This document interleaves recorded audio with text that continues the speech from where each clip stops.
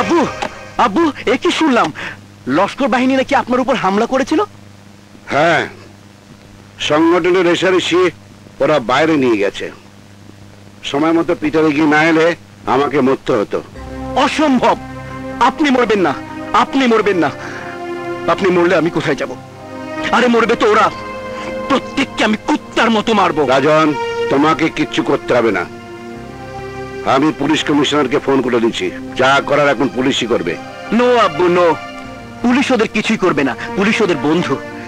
যা করার আমি নিজে করব। রাজন, তুমি কি আইন হাতে তুলে নেবে? দরকার হলে তাই নেব।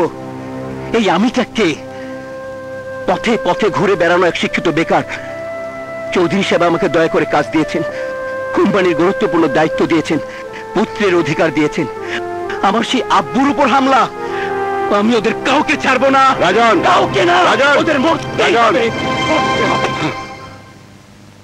পাগলটা খুন খারাপই না করে ফেলে। Relax my friend, relax. যত গর্জে তত বর্ষে না। অরজোর দু চারটা ঘুষি পারবে ব্যাস।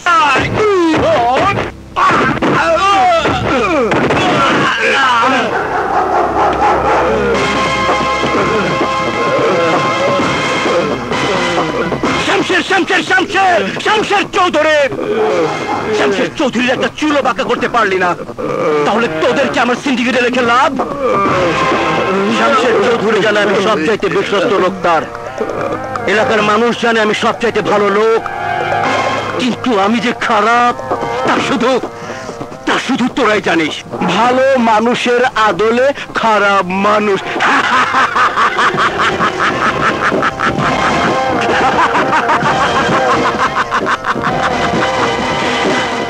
তোদের ভুলের জন্য আজ শামশের চৌধুরীর জানে বেঁচে গেল।